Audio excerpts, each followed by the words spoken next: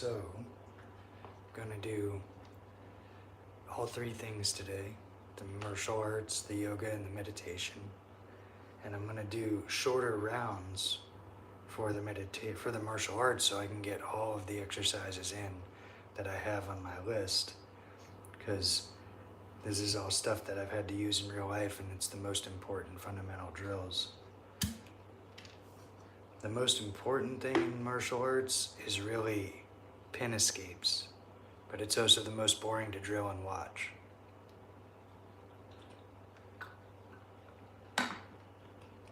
So, we're gonna jump right in. Put on some music, and then start working out.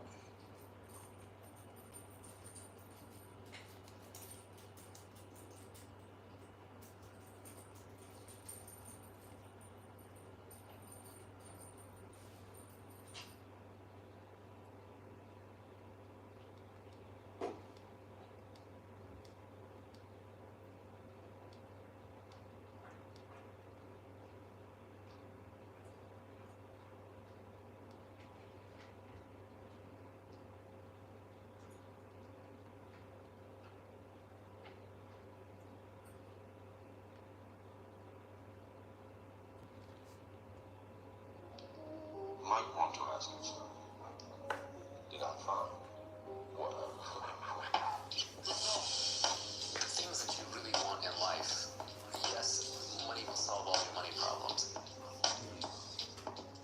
but it doesn't get you everywhere. The first thing you realize when you made a bunch of money is that you're still the same person. If you're happy, you're happy. If you're unhappy, you're unhappy. If you're calm and fulfilled and peaceful, you're still that same person. I know lots of very rich people who are extremely out of shape. I know lots of rich people who have really bad family lives. I know lots of rich people who are internally a mess.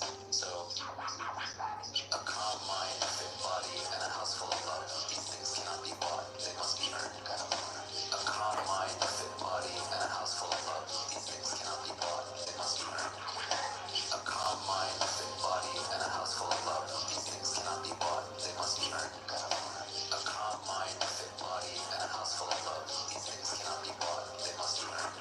Even if you have all the money in the world, you can't have those three things. Jeff Bezos still has to work out. He still has to work on his marriage or whatever his next relationship is. And his internal mental state is still going to be very much not controlled by external events. It's going to be based on how calm and peaceful he is inside. He said Jeff Bezos still has to work out and work on his marriage, or whatever the next relationship is. Close relationships are things that you have to cultivate and can probably bring you a lot more. Bezos lost half of his fortune because he's a shitty partner.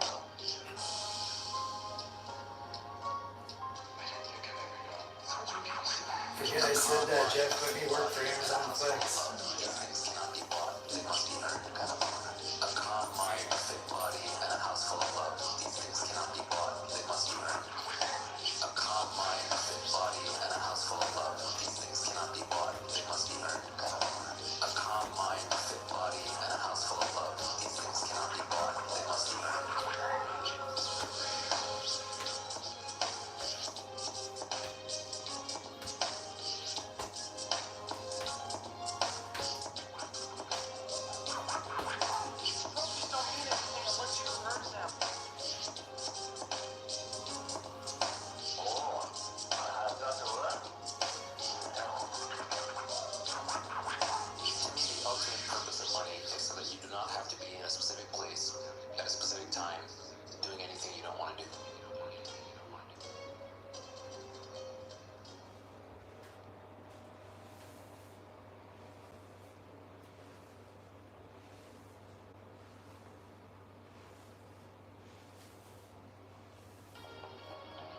Let me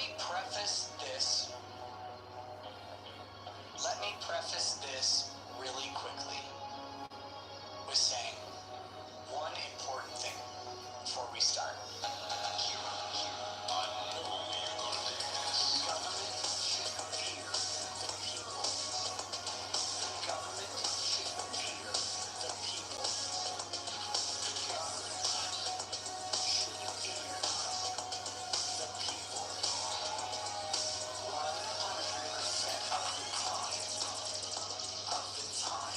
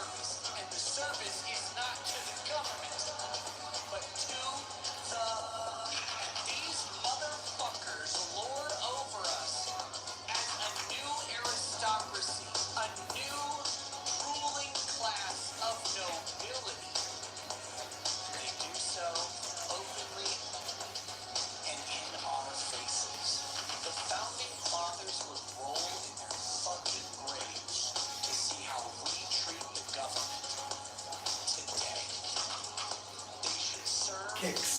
Fearful respect.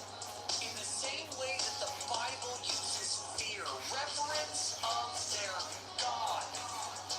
Because the populace, the people, the citizenry are the God of government. Not the other way around. The government should fear the people. The government should fear the people. The government should fear the people. Boxing combos.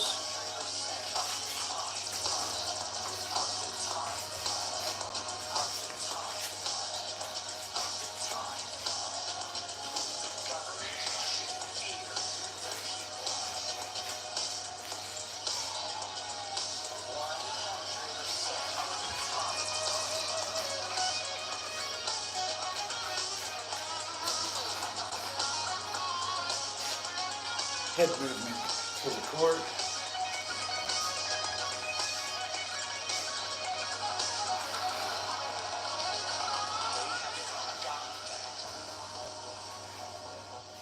They have forgotten what public service means. We do Change not your have stance. rulers, and we never, ever should.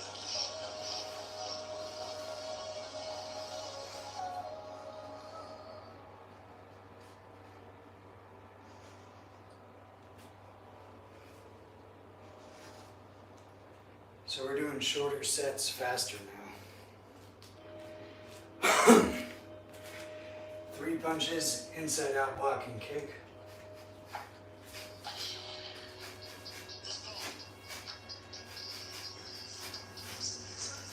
I was fat. That's what I talk about. Go ahead and say something, motherfucker. I was fat too. And it was hard as fuck every fucking day to get up. I know what it feels like. When you roll your fat ass out of bed and all you want is some fucking damn eating and shit. And fucking chocolate milkshake. Squat and hook. No, it's not gonna. But On your fighting stance. more than you. And so many people just want the easy way. I'm sorry, man. It's not. So what they start to do is they build this narrative. It's okay. When the narrative should be, you need to fucking work hard. You need to fucking discipline Switch your your mind. stance. You need to help people more than just saying it's okay. It's okay that you're not fucking willing to fucking help yourself out. That's not okay. It's not okay. It's not acceptable. You know it's your life. If that's acceptable, that's unacceptable. That's unacceptable. Upper body, You know it's your life. That's inside out, block or arm drag. That's Where you're grabbing the wrist and elbow. not okay. That's unacceptable. And there's a lot of people in this world, me included, that if I accepted that, I wouldn't be anywhere. So yeah, a lot of people just fucking they Change start your creating a stance. narrative about themselves that make it okay. The ultimate get out of jail free card, and now the world is set up to have so many get out of jail free cards. Everything is okay, and you can't say a motherfucking thing about it. It's not okay. It's not acceptable. You know it's your life. If that's acceptable, that's unacceptable. 3 punches, cross jab cross, You know it's your life. clench, clap the ears, and then kick. That's not okay. That's not okay. That's unacceptable. That's unacceptable. That's unacceptable. You know it's your life. That's unacceptable. And just saying it's okay. That's not okay. That's not okay. That's unacceptable.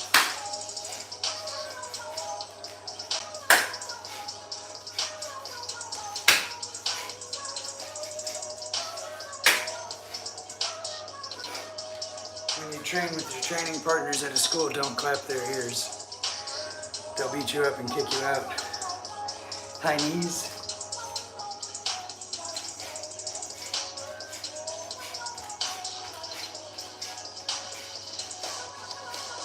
That's unacceptable.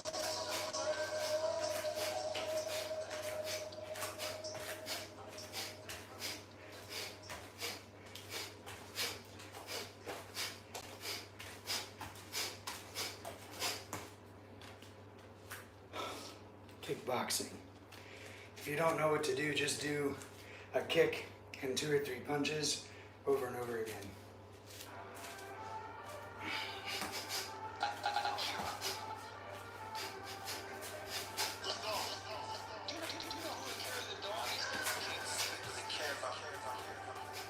Negativity, that internal feeling pulling at you. That is our natural state. That is our natural state. We're being summoned to move. We earn the positivity in our heart, in our soul, by the positive actions we undertake that preserve us. That's how we stay self-governing. If we just woke up feeling perfect, we wouldn't do shit. We'd be the guy on the couch. You guys gotta realize. Squat some are and so uppercut. subdued by their overeating, By by doing their stance. by their negativity, that they just don't get. They're being called to something greater, being summoned from above. But why today? Called to something greater, being summoned from above. But why today? Why today was I so fucking negative, so stance. angry and frustrated? Perfect.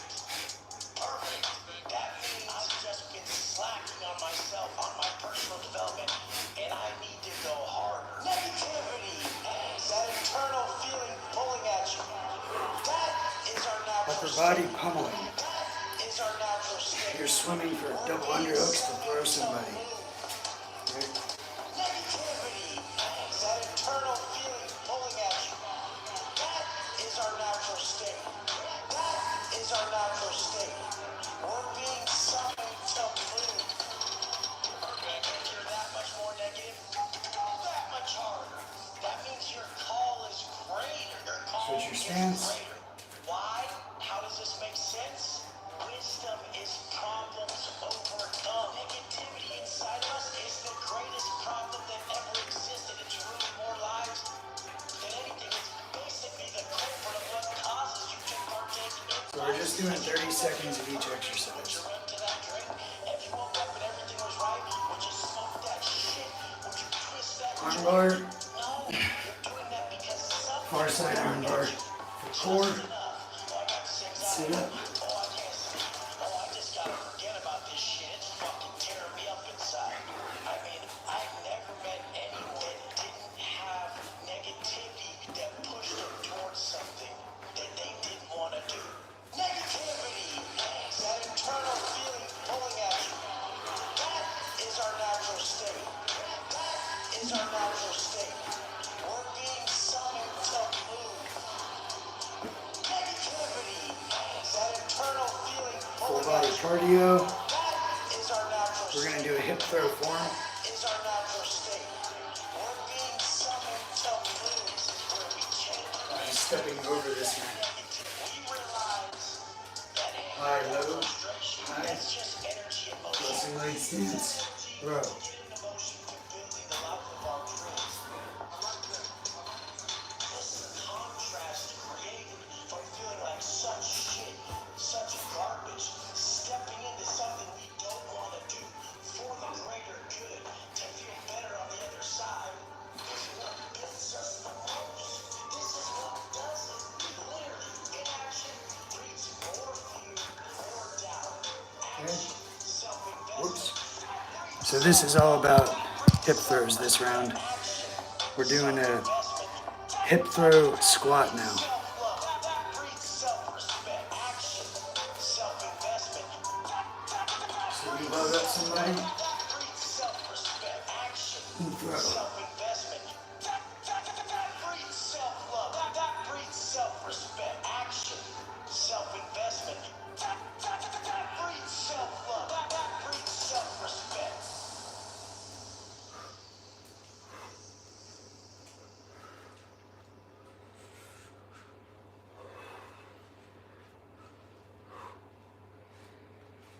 Upper body. So if you throw somebody, you're going to be in side control. It's this fear of discomfort. So we're going to do a push-up to arm bar in side control. When it comes to their associations with exercise, they want to avoid discomfort. They feel like any time of exercise is just like Far side arm bar. that's not Push up.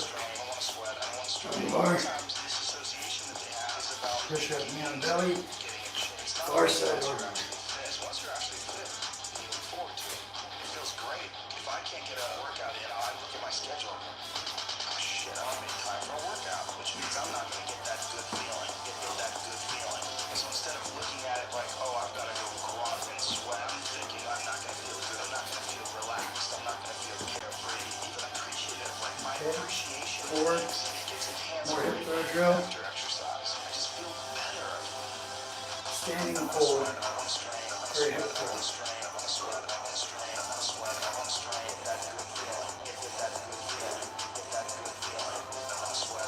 Stepping backwards to throw.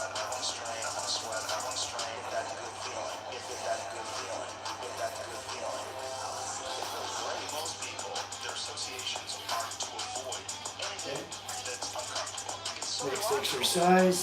discomfort is your friend. We're gonna do It really is. Discomfort, not being happy and kickboxing again. situations in life, they're a massive So throw a few punches, followed by a kick. Punch, punch, punch, kick. facilitating change. Right. Yet our instinct is to avoid those and just sit on the couch and watch some fucking reality show. Hands glued to your chin. But when I get really disciplined and really consistent with my workouts, I almost feel momentum. I feel like there's a push behind me, like, all right, yeah, now I'm gonna sweat, I wanna strain, I wanna sweat, I wanna strain, I wanna sweat, I wanna strain, I wanna sweat, I wanna strain. Get that good feeling, get that good feeling, get that good feeling. I wanna sweat, I wanna strain, I wanna sweat, I wanna Takedown shot. sweat, I wanna strain, I wanna sweat, I wanna strain. Shooting for a takedown. Grab those legs. Pick them up, throw them down. Yeah, now I'm doing it. Yeah, now I'm doing it. I'm doing it all the time now. I'm looking forward to the next time, and it makes that resistance much weaker, and it makes my motivation and my discipline much stronger. I think a lot of it's based on just the consistency. Blowing something off is not just bad for you physically, it's also bad mentally, because then that option is now available. The option Upper body. you did it before, and you're probably going to do We're it gonna do a knee cut pass. it's not just in that aspect of your life, in all aspects of your life. That option to fuck So off, you're here grabbing their legs. that is a pathway Slide your knee over their leg to side control. to your personal life, business decisions, career decisions, like an Okay. uncomfortable Do decision some that you might push-up. be faced with, what your pathway is in life, but you don't do That's it the instead, guard. you fuck off. And that inclination to And you're fuck popping off, your hips up that to happens clear momentum as well. their legs. The inclination to be disciplined, that comes with momentum. I think both things. You take a path. I want to sweat, I want to strain, I want to sweat, I want to strain, I want to sweat, I want to strain, I want to sweat, I want to strain. That good feeling. Get that Alright. good feeling. Get that good feeling. I want to sweat, I want to strain, I want to sweat, I want to strain. We're gonna do a fire carry form. So this is like, you grab one wrist, same side as their side, pull them over you. Shoot your arm between their legs and put them on your shoulders. Throw them this way. So I'm pummeling, I shoot under, load them up, throw them over. Big squat, lunge, right? I squat to get them on me, I turn and lunge and throw them over. Or the path of the fuck off. Your body is like a race car that you can juice up yourself. Like you can add the fat tires, you can add improved suspension, you can beef up the horsepower of the engine. Do all that yourself. You drop your knees to make the throw stronger. You have this shitty body. No one's under the illusion that you're gonna live forever. Like you are enhancing the experience that you're currently involved in right now.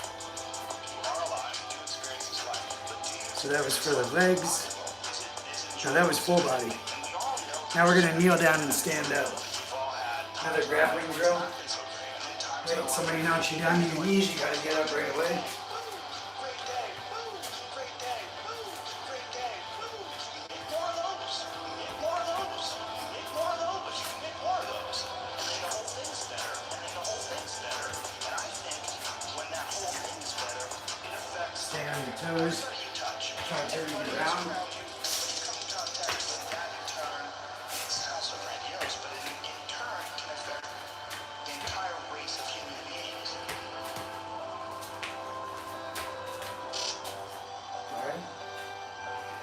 upper body. Let's see. We're gonna do a lotus shoulder press, legs in lotus pose. This is for when you have somebody pinned in omoplata, they're face down, you have their arm wrapped up in your leg with their wrist over here and their elbow here.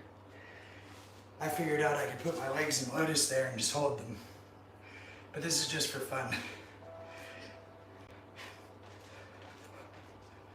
You don't want to do that to an experienced practitioner because they'll buck you off.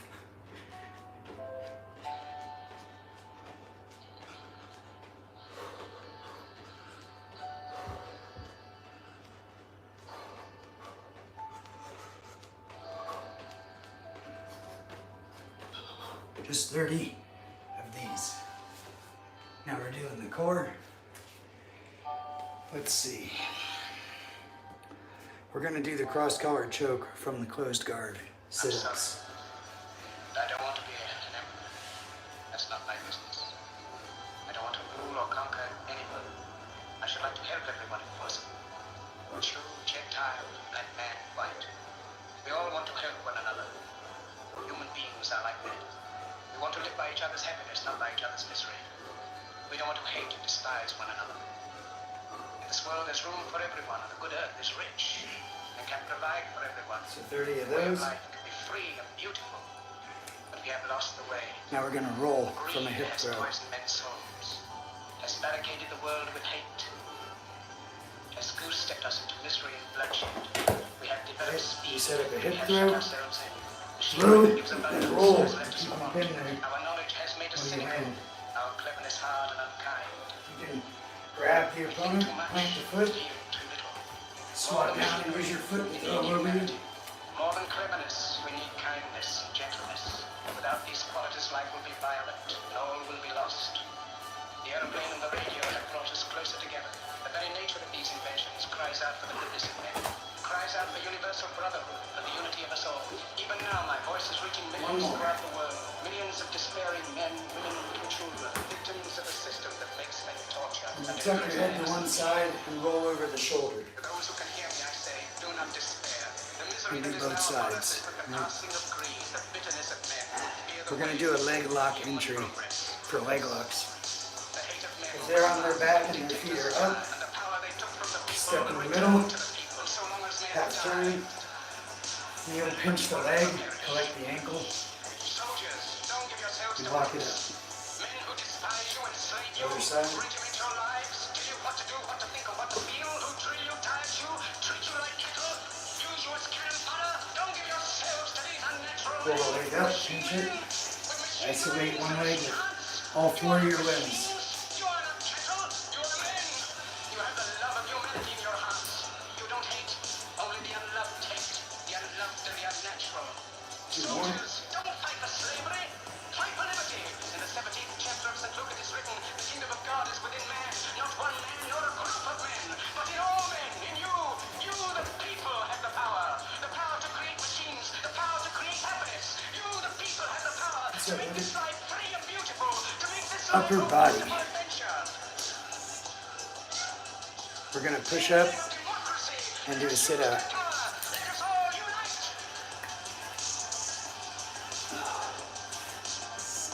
So if they're on top of you, you sit out from under them. That will give man a chance to work, that will give you the future, an old age of security. By the promise of these things, brutes have risen to power, but they lie. They do not fulfill that promise. They never will. Dictators free themselves, but they enslave the people. Now let us fight to fulfill that promise. Let us fight to free the world, to do away with national barriers, to do away with greed, with hate and intolerance. Let us fight for a world of reason, a world where science and progress will lead to all men's And you happiness. can do that standing, right? Duck under their arm and get behind them. In the name of democracy, let us all unite. That's how I choked out a Nazi in prison. Push up, sit out. Next we're gonna do the Russian twist for the leg lock. This is to do heel hooks and work your core.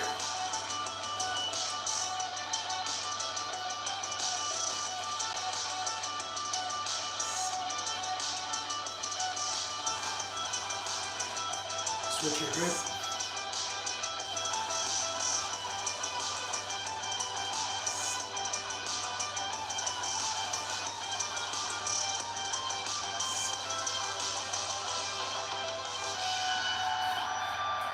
Okay, full body exercise. We're gonna do freestyle. So 3 punches and a kick, take down her hip throw, right? 1, 2, 3 kick, take down her hip throw, and mix it up.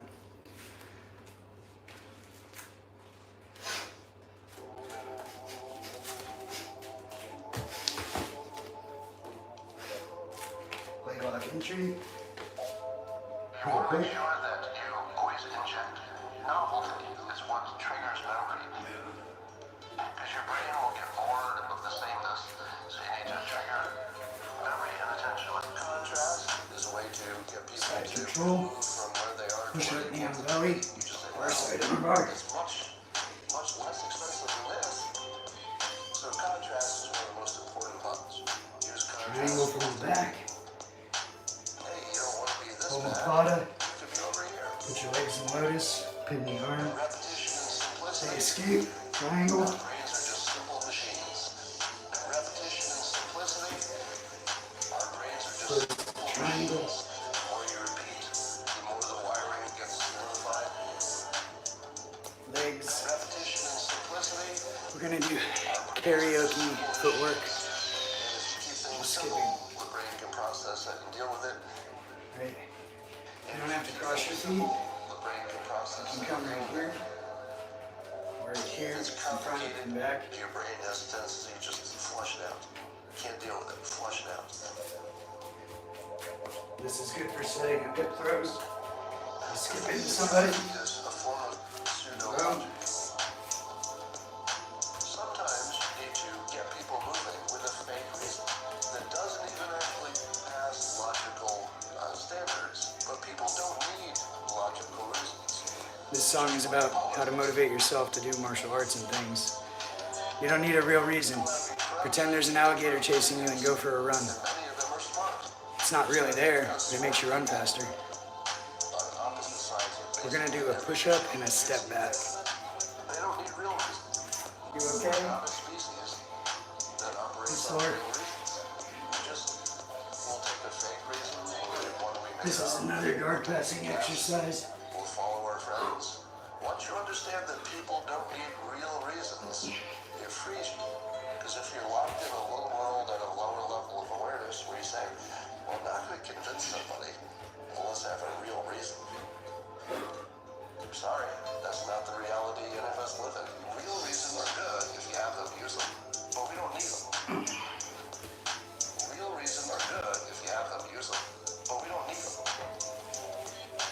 Real reasons are good if you have them, use them. But we don't need them. Once you know you don't need them. Now we're gonna do triangles from the back. You're in better shape. And repetition and simplicity. Our brains are just simple machines. And repetition and For simplicity. the core. Our brains are Squeeze. just simple machines. The more you repeat, the more the wiring gets solidified. And repetition and simplicity. Our brains are just simple machines. Repetition and simplicity. Our brains are just simple machines. Repetition and simplicity. Our brains are just simple machines. The more you repeat, the more the wiring gets solidified. So all of this stuff is useless if you don't train with other people and wrestle with training partners. You have to go to a school, learn from somebody better than you. Get beat up by a champion every day for years. Freestyle. Punches and kicks, takedown, hip throw, sprawl, right? Circle to the back. That's a very scary situation when you are on one side of the door and your mind is racing because on the other side of that door, it could be no one. It could be 4 guys with 4 AK-47s. That door you're about to open could be booby trapped. So once you open it, boom, your legs are gone. There's 1,000 things you think about when you're the first guy, second guy, third guy.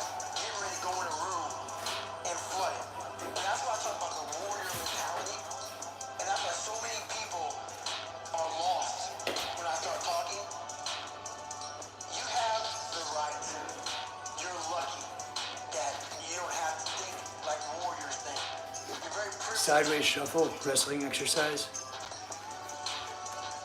Deep squat, you can touch the ground. To be a warrior. To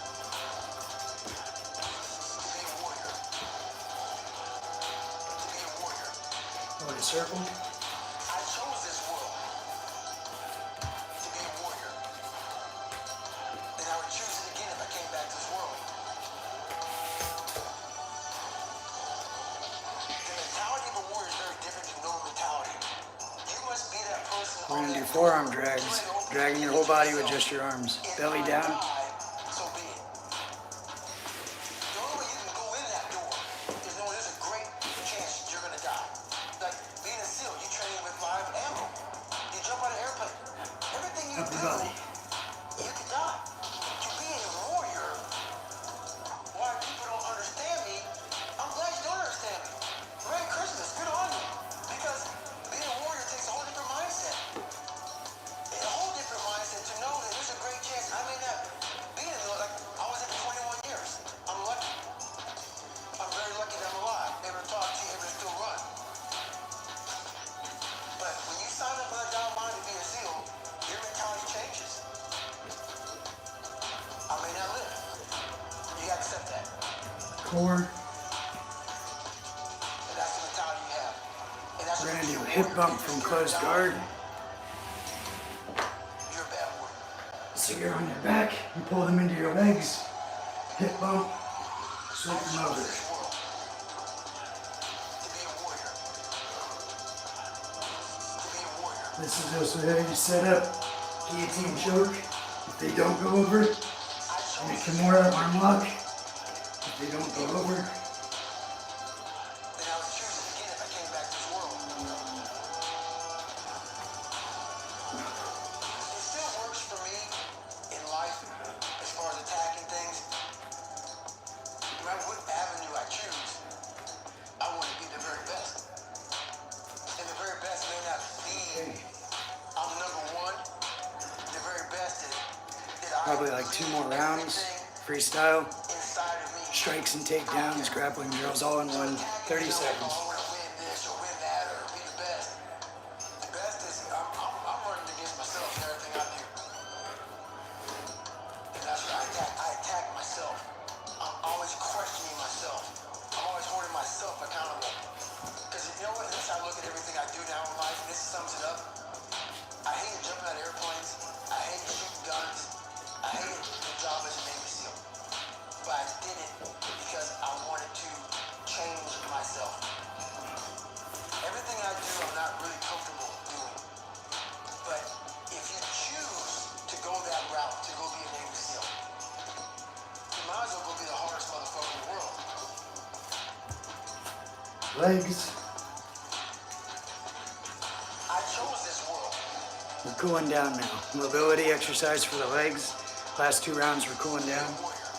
Spider guard To be a warrior. with the legs. I chose this world Kick-ups. to be a warrior. And I would choose it again if I came back to this world. Defending when you're on your back.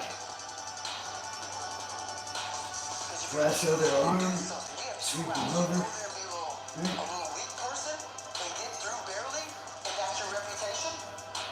Or you can go through the hardest guy you can possibly be, that's your reputation. So my whole thing is, if you're gonna choose to open that fucking door in Iraq or Afghanistan, open the motherfucker, go in hard. Upper body. Because they're gonna remember you. We're gonna do the seated body drag. Peeking in. In case you should ever get shot in the leg or step on a landmine. Open it. No. Crack it open. Open the fucking door and go in. That's what's life. If you choose to do something, attack it. Because they're gonna remember you and not attack you. So I want to be remembered. You can hate me. There's one thing you can't say about me. I didn't attack it. So that's the mentality you have. If you're gonna do something, you might as well attack it. Because you do it anyway. Last one. And that relates to jiu-jitsu, wrestling. If somebody's grabbing your legs, you can push back and scoot back. Pull your legs free. Core. We're gonna do bridging and shrimping. Probably the most important exercise in martial arts.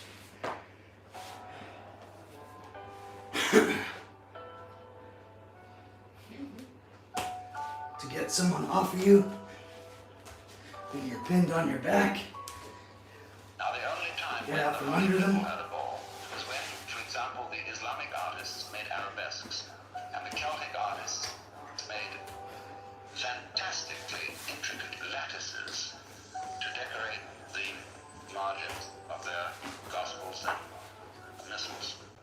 They are unbelievably beautiful, or take stained glass or something like that. But what are they doing? What's it all about? Full body, freestyle. What are they doing?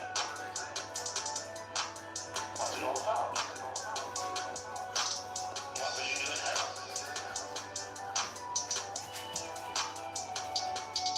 What will you do in hell?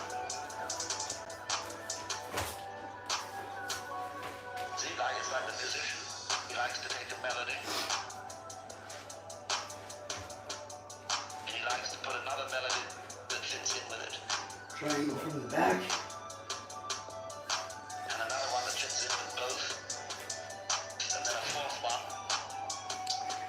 We're gonna do butt scoots for the legs. He sets an instrument like an organ that he plays with two hands. Then he adds foot pedals so that he can play with his 2 feet. He gets his hand doing one rhythm, he's doing another. Don't do this for Another. the beginning of a fight. This is just to exercise the legs. Starts out. If you have to do this to create space, you get up, In other words, it has That's certain the point. silences in the next Okay. drama.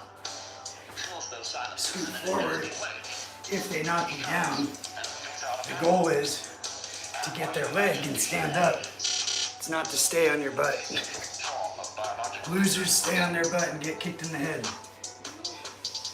Winners get up. Right? Scoot back. Technical stand up. Is like a necklace. With different kinds of beads in it. And according to the order and the way those beads are arranged, so you get genes. And so you get a particular form of life that emerges from those genes. Leg exercise. So what we're doing, way down, is saying, she loves me, she don't, she have me, she won't, she will be free, but she can't. Okay. She loves me, she don't, she have me, she won't, she will be free, but she can't. She loves me, she Upper don't, body. she won't, she will be free, but she can't. Let's see. She loves me, she don't, she have me, she won't, she For cooling down, we're gonna do a cross collar choke push up. she loves me, she don't, she have me, she won't, she will be free, but she can't. She loves From me, the she full don't, mount, if their head's here, the arms are here. Grab the collar. Arms are under and above the neck. question is then, see, in your Cross collar choke to armbar. you can take the attitude Right? that always is You terrible, can do an Ezekiel choke here. or that it's dreadfully serious. You see complete Grab the comedies, collar, form on the neck. tragedies, farces, histories and romances and all that kind of thing. This is You the can last take these round. various attitudes to it. Little gentle upper body exercise. But if you are awakened and is Just putting some weight in the hands while we rotate the It's butt what we've been talking about. Because the web is also the into the armbar position. veil. And they are distracted by the stranglehold, God, it's always the but same. your goal is the arm. That's why we like the strip teams. Okay, one more core exercise. If there's any implication, This is a different shrimp I learned recently, give yourself completely away. and it's really good. Always should be a little bit of a veil there, you see. There always Because if is. you're stuck in the guard, There always is.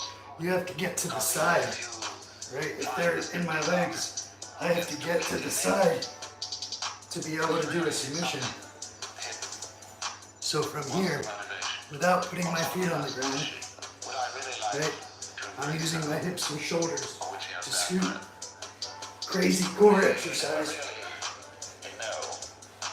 You never really get to the bottom. That's why everybody, all men poets say that women are basically mysterious. And they ought to be. So are men. Back and forth. Mysterious. From women's point of view. Although they claim that they're not. See, this is the way it goes. Men are supposed to be very open. One more each side, each direction. This is the way it is after all, especially a matter of practical affairs. And women say, well, I'm not like my hips and shoulders are I know something arms you and don't know, legs I can't explain it. themselves. And by this means, everything is kept going. Okay. So that's it for the martial arts. This is the way life is going on.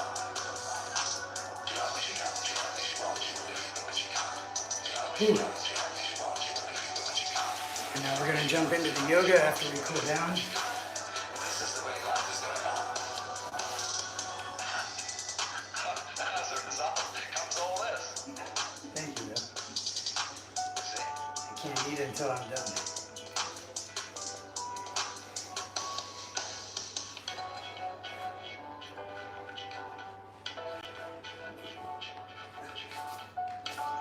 Okay. So if you're following along, drink water.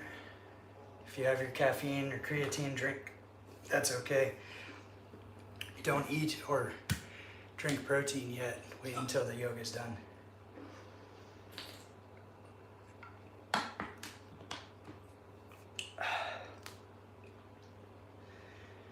Oh, I really want to do the long version of the yoga because I feel like my yoga is declining. My flexibility is decreasing as I'm getting back into the martial arts drills, and I'm working more on the electric bikes.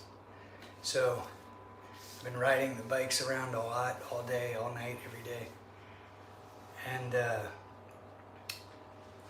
doing more of these bodyweight exercises and other kinds of cardio, running and swimming.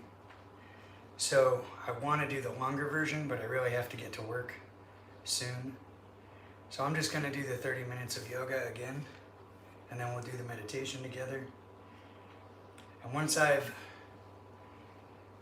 gotten back into the routine of doing this 30-30-30 martial arts yoga meditation, then I will increase. But first I have to adapt to the plateau, and then we increase the workload.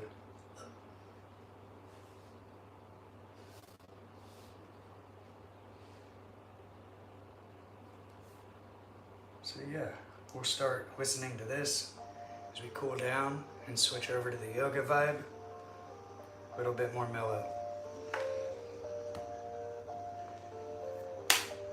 Alright, at long last, the user interface for reality. Some of these things you're going to say, hey, I've heard about those.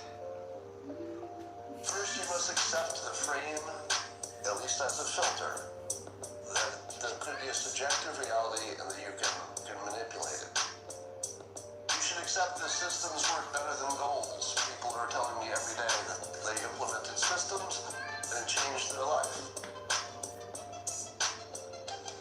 This is one of the biggest buttons on the interface for life. If you don't like where you are and you want to go somewhere else, learn how to build systems for everything from your diet to your career to your social life, fitness, everything.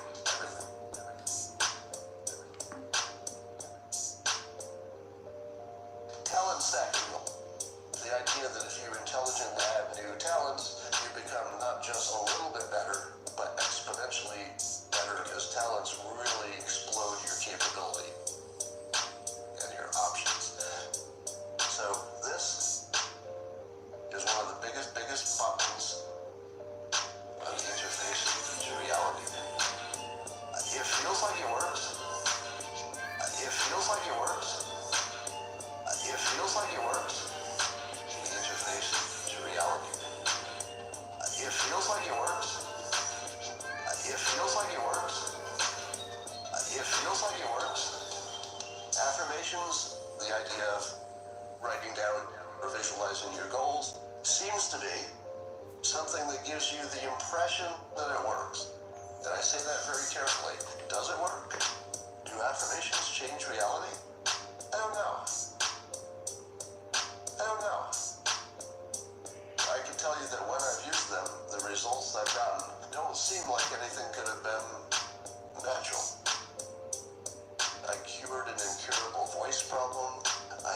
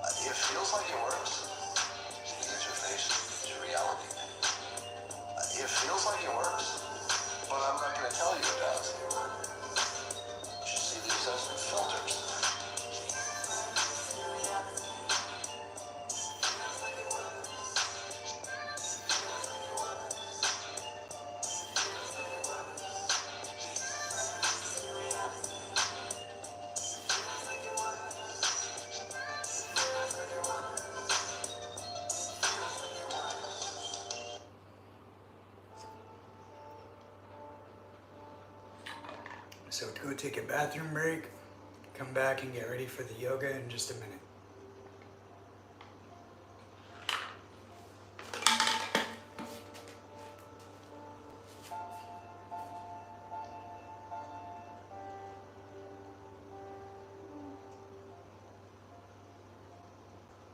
We've discussed the web from 3 points of view. As an analogy of the selective operation of our senses and mind, whereby certain things in the world are picked out as significant according to certain game rules. The game that we are playing mostly is the survival game. That is to say, the game ought to go on.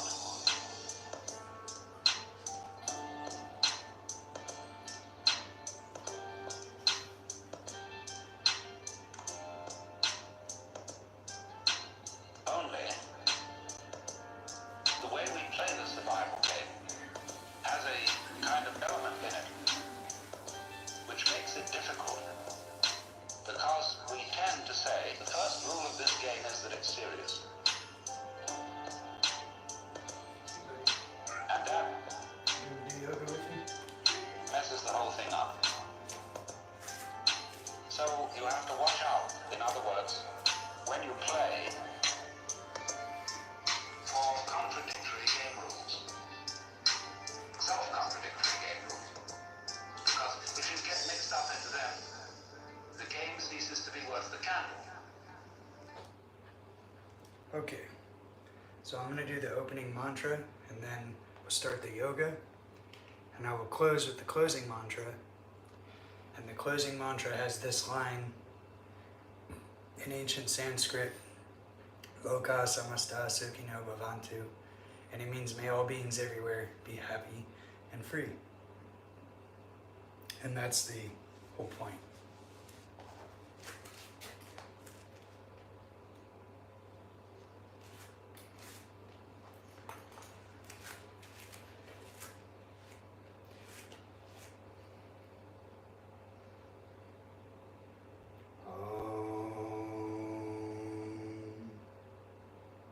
Vande Gurinam Charanarayande Sandarshita Svatma Sukava Bodhe Nirshe Se Jangalika Mane Samsara Hala Hala Mohashantiye Abahu Purusha Karam Shankasakrasi Dharinam Sahasra Shirasam Shaitam Pranamami Patanjalim Om.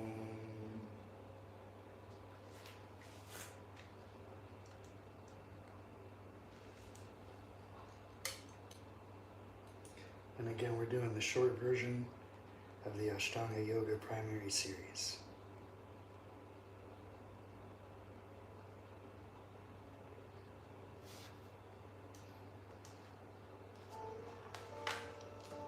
Just the postures.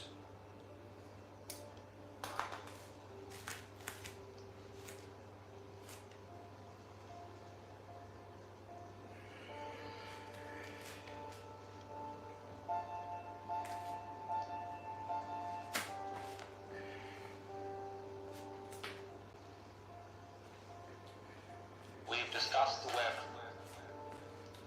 from 3 points of view. As an analogy of the selective operation of our senses and mind, whereby certain things in the world are picked out as significant according to certain game rules. The game that we are playing mostly is the survival game. That is to say, the game ought to go on.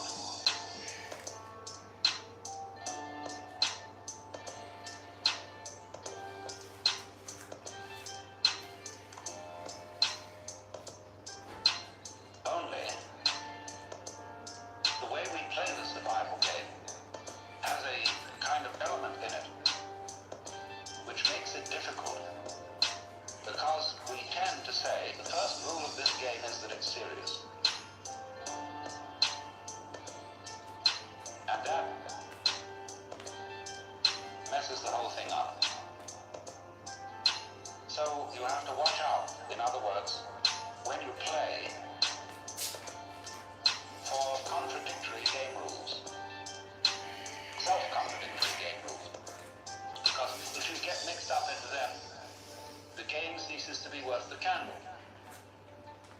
starts training and doing something, then it just isn't worth it.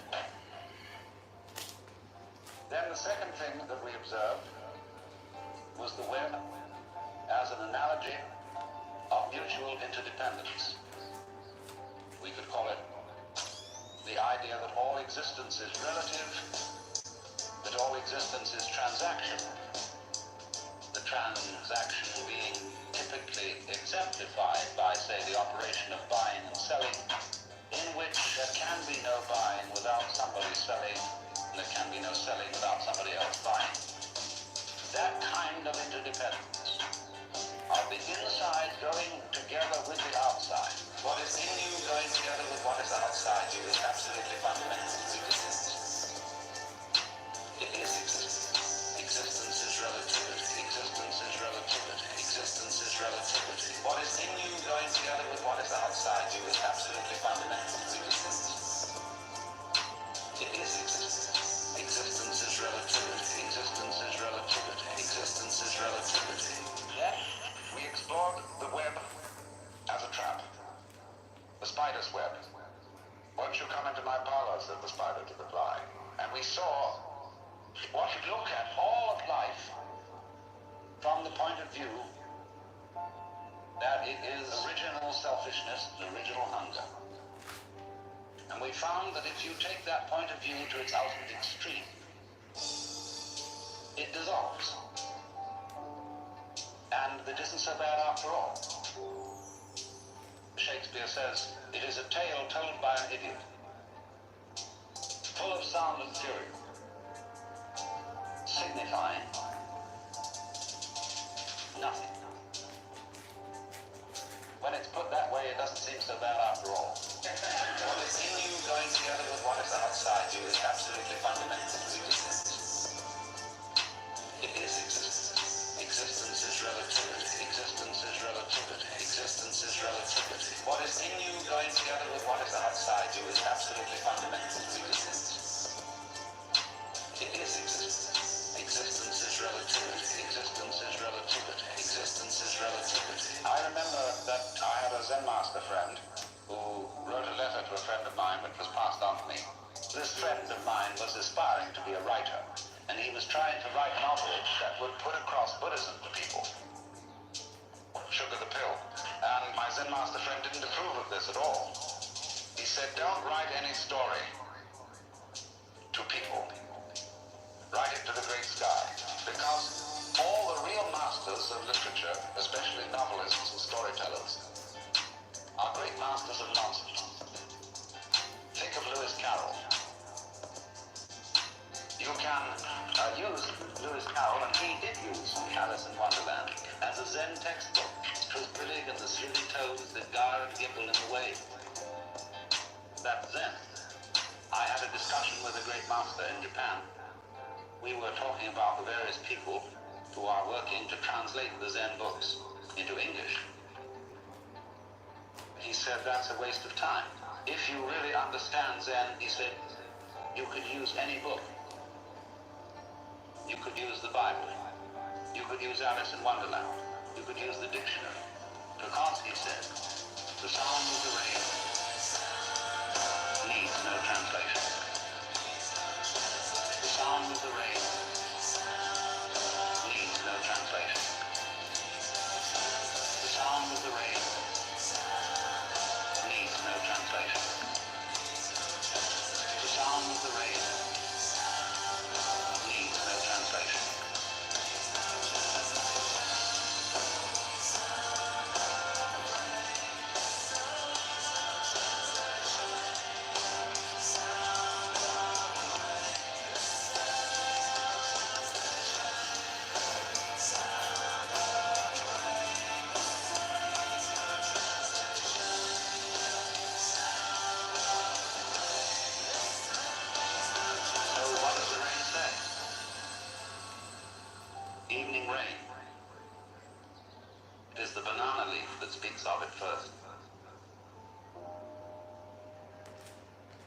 See, that's the point. And all the talk in the world doesn't get it unless you listen to the talk in a new way. The sound of the rain needs no translation. The sound of the rain needs no translation. The sound of the rain needs no translation. The sound of the rain needs no translation.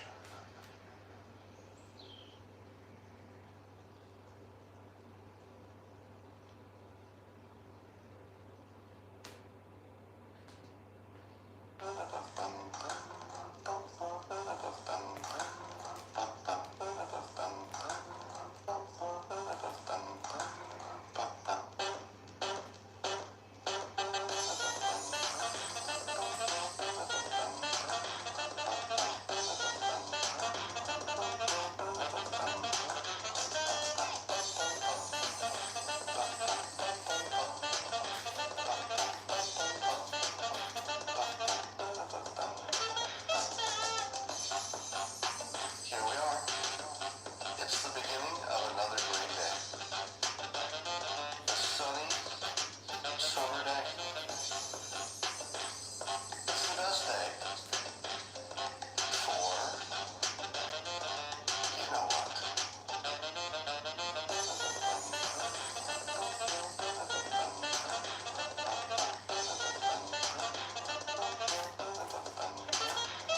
I'm going to read you a quote from Norm Macdonald. And he says this: the idiot sees the world as good versus evil. The cynic sees the world as evil versus evil.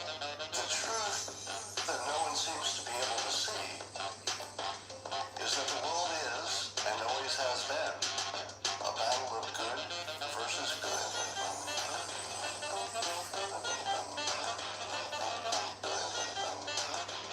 Versus good. Versus good. Versus good. Wow. This is actually really profound. This is the situation we find ourselves in. There are not two sides in which one is good and one is evil. There are two sides in which one feels that it is good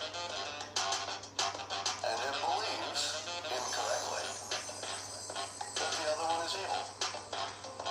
But both sides are pretty sure that their version of the world was the good one. Wow. The world is, and always has been, a battle of good versus good. Versus good. Versus good. Versus good. Versus good. Wow. Wow. Wow. Wow. Wow.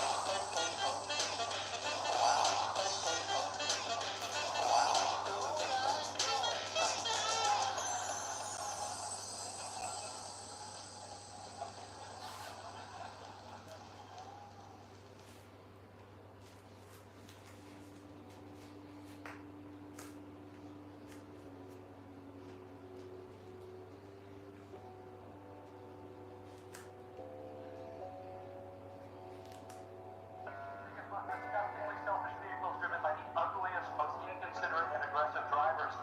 And I can think about how our children's children will despise us for wasting all the future's fuel and probably screwing up the climate, and how spoiled and stupid and selfish and disgusting we all are, and how modern consumer society just sucks, and so on and so forth. You get the idea. If I choose to think this way in the store and on the freeway, fine. Lots of us do.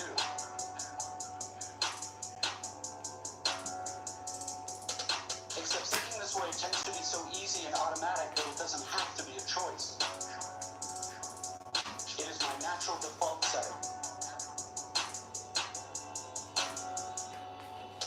It's the automatic way that I experience the boring, frustrating, crowded parts of adult life when I'm operating on the automatic, unconscious belief that I am the center of the world and that my immediate needs and feelings are what should determine the world's priorities. The thing is that, of course, there are totally different ways to think about these kinds of situations. In this traffic, all these vehicles stuck and idling in my way, it's not impossible that some of these people in SUVs have been in horrible auto accidents in the past. I now find driving so terrifying that the therapist has all but ordered them to get a huge, heavy SUV so they can feel safe enough to drive.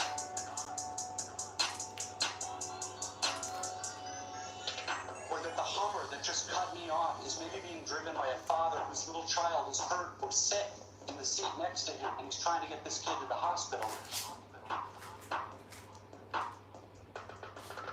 And he's in a way bigger, more legitimate hurry than I am. It is actually I who am in his way. Or I can choose to force myself to consider the likelihood that everyone else in the supermarket's checkout line is just as bored and frustrated as I am. And that some of these people probably have much harder, more tedious or painful lives than I do. Again, please don't think I'm giving you moral advice, or that I'm saying you're supposed to think this way, or that anyone expects you to just automatically do it. Because it's hard. It takes will and effort.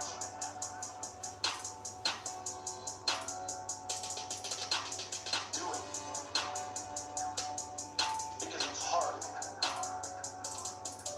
It takes will and effort.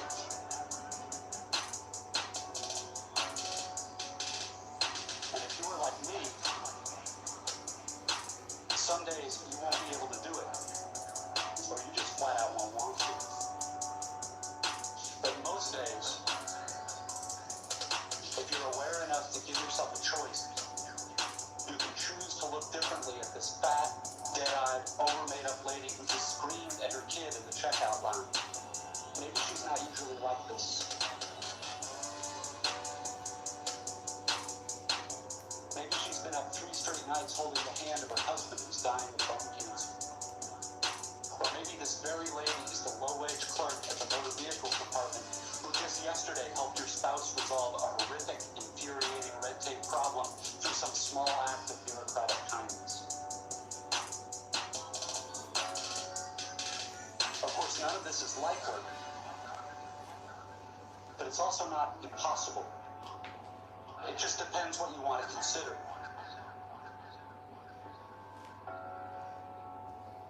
If you're automatically sure that you know what reality is and who and what is really important, if you want to operate under default setting, then you, like me, probably won't consider possibilities that aren't annoying and miserable.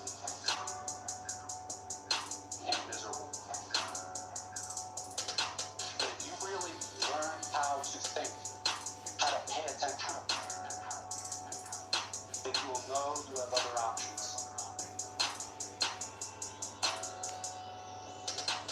Do it. Because it's hard. It takes will and effort.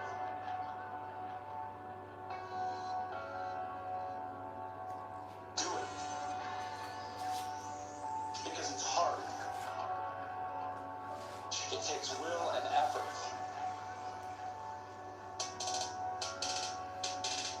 It will actually be within your power to experience a crowded, hot, slow, consumer hell-type situation as not only meaningful, but sacred.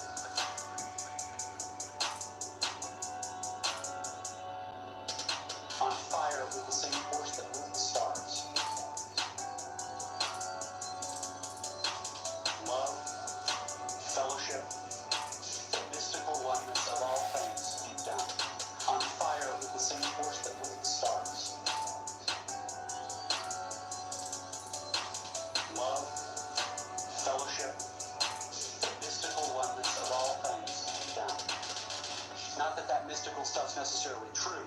The only thing that's capital T true is that you get to decide how you're going to try to see it.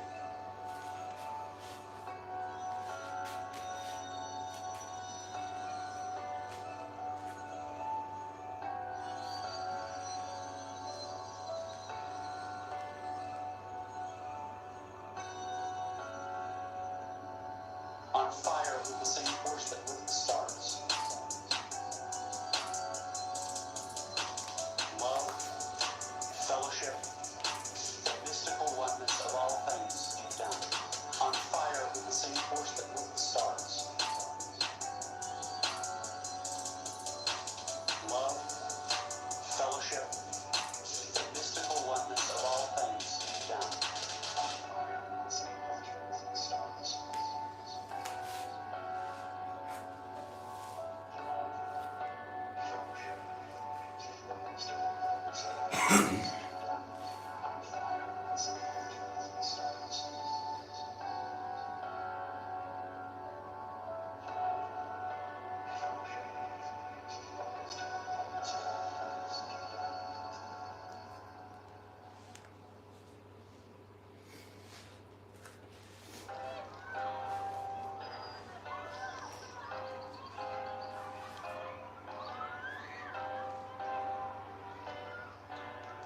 Akira. This ain't no middle ball. You love yourself in terms of what is in terms of what is you love yourself in terms of what is in terms of what is now when you go deeply into the nature of selfishness, what do you discover? You say, I love myself, I seek my own advantage. Now what is the self that I love? What do I want? And that becomes an increasingly ever deepening puzzle. Now I've often referred to this when you say to somebody else, I love you. It's always rather disconcerting to the person to whom you say that. If it implies that you love them with a pure, disinterested, and holy love, they automatically suspect it as being a little bit phony. But if you say, I love you so much I could eat you, that's an expression, it's a way of saying to a person, you attract me so much that I can't help it. I'm absolutely bowled over by you. I'm gone. And people like that. Then they feel they're really being loved, that it's absolutely genuine. But now, I love you so much I could eat you. Now what the devil do I want? I certainly don't want to eat the girl in the sense of literally devouring her, because then she'd disappear. But I love myself. And what is me? In what way do I know me? Well, it suddenly occurs to me that I know me only in terms of you.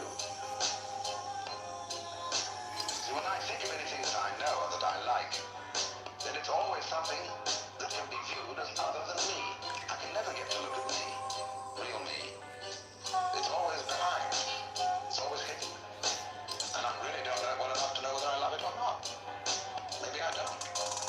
Maybe it's an appalling mess. But certainly the things I do love and that I want from a selfish point of view, when I really think about them, they're all something else. That's in a way outside me. You love yourself in terms of what is in terms of what is you love yourself in terms of what is in terms of what is now we saw that there is a reciprocity, a total mutual interdependence between what we call the self and what we call other. That's the open wolf. And so if you're perfectly honest about loving yourself and you don't pull any punches, you don't pretend that you're anything other than exactly what you are, you suddenly come to discover that the self you love, if you really go into it, is the universe. You suddenly come to discover that the self you love, if you really go into it, is the universe. You don't like all of it. You're selective about it, as we saw in the beginning. Perception is selection. But on the whole, you love yourself in terms of what is power. In terms of what is power. You love yourself in terms of what is power. In terms of what is power. You love yourself in terms of what is power. In terms of what is power. You love yourself in terms of what is power. In terms of what is power. Because it's only in terms of what is other that you have a self at all.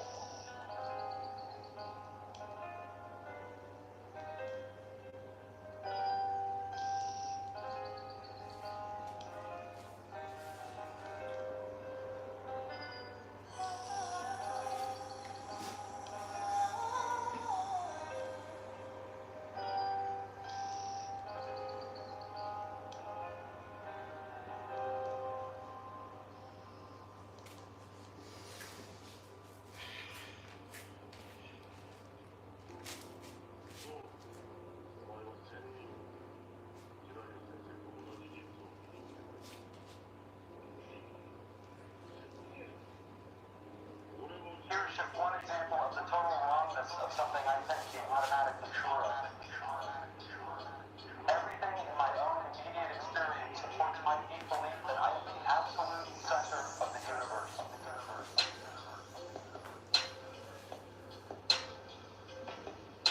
The realest, most vivid, and important person in existence. We rarely talk about this sort of natural, basic self-centeredness because it's so socially repulsive. But it's pretty much the same for all of us. It is our default setting, hardwired into our boards at birth. Think about it. There is no experience you have had that you are not at the absolute center of.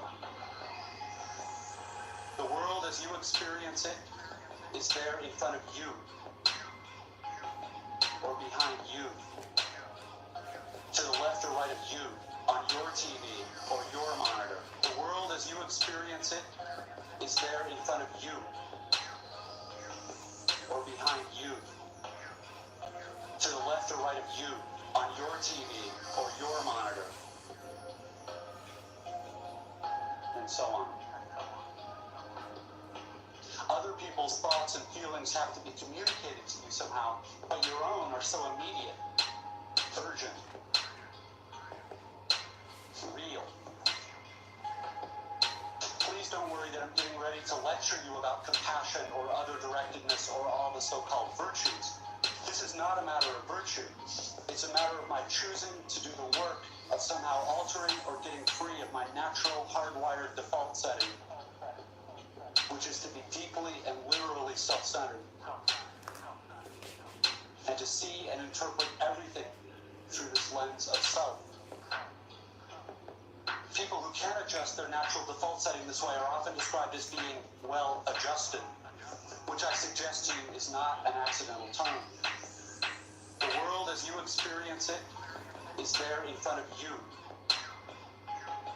or behind you, to the left or right of you, on your TV or your monitor. The world as you experience it is there in front of you, or behind you, to the left or right of you, on your TV or your monitor.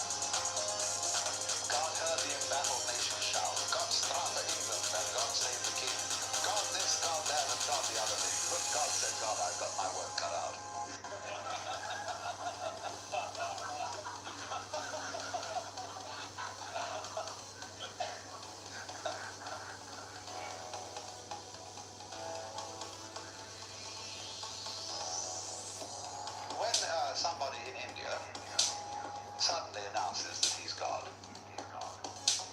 Nobody accuses him of blasphemy or of being insane. They say simply, congratulations, at last you found out. They don't immediately request a miracle. As you see, if we get across someone who says, I'm God or I'm Jesus Christ, they say what they said to Jesus Christ in the first place. Come on, look at his stones, he made bread. And you know, he used to wangle out of it by saying, the wicked and deceitful generation seeketh after a sign, and there shall no sign be given.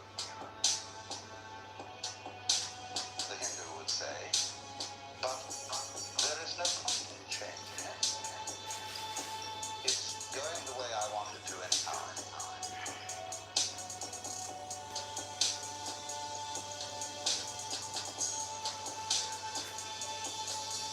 Only really and truly, there is not this idea of God the technician, but rather the power of omnipotence. The power of omnipotence. The power of omnipotence is not to be able to do anything, but to be doing all things, whatever it is that's going on.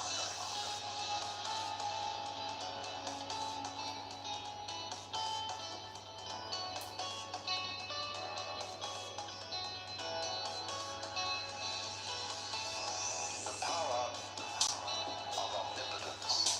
The power of omnipotence is not to be able to do anything. Be able to do anything is not to be able to do anything, but to be doing all things. The power of omnipotence. The power of omnipotence is not to be able to do anything. Be able to do anything is not to be able to do anything, but to be doing all things. The power of omnipotence. The power of omnipotence is not to be able to do anything. To be able to do anything is not to be able to do anything, but to be doing all things.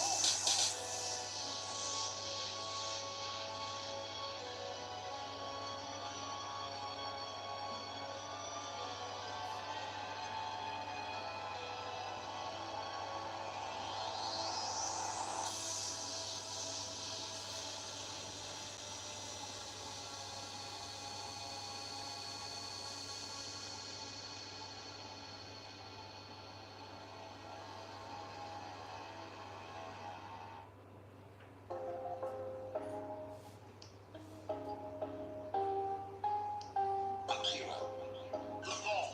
He's got clout. To spread joy, you have to have it. To impart delight, you have to be more or less delightful. And to be delightful is not some factor of trying to make yourself look delightful. It is to do things that are delightful to you. Do things that are delightful to you. Do things that are delightful to you. You become thereby delightful to others. It is to do things that are delightful to you. Do things that are delightful to you. Do things that are delightful to you. You become thereby delightful to others. That's to say, people who are interesting are people who are interested.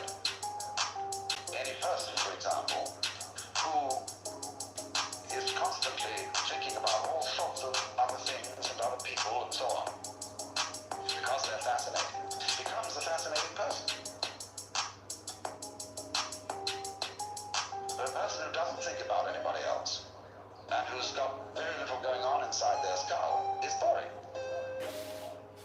So, in other words, your engagement with the external world, the more you are involved, the more your personality is enriched.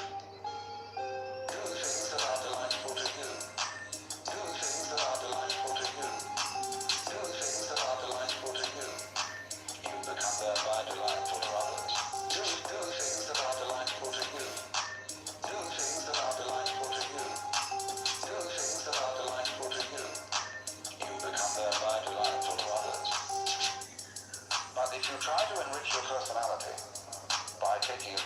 how to win friends and influence people, or how to be a real person. You'll become just a washout. You'll be like somebody trying to get a good nutrition by biting his nails, and then the fingers next, and then half an arm gone, and so on. You're entirely nourishing yourself with yourself. Now, of course, on a vast scale, the universe does that. It eats itself up. That's why the symbol of the snake swallowing its tail is a very fundamental, archaic symbol of life. But the way it's done is that the snake has in some part of the ring a place where it's not sensitive, called the unconscious, where it doesn't know that what comes to it in the form of food is actually what left it in the form of excrement.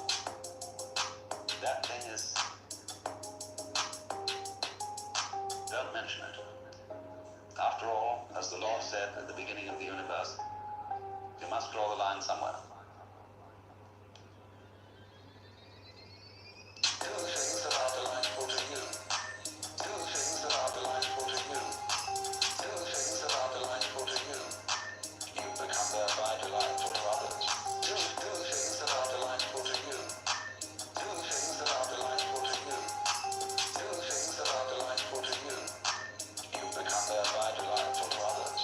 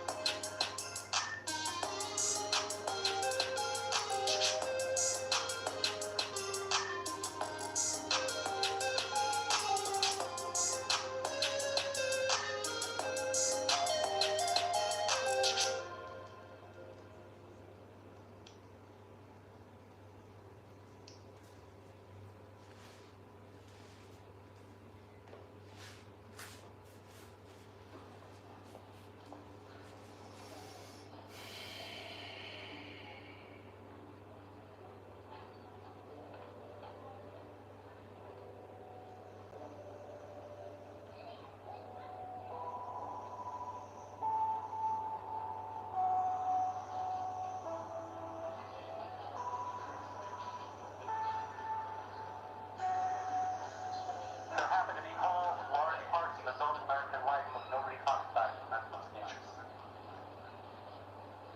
One such part involves boredom, routine, and petty frustration. The parents and older folks here will know all too well what I'm talking about.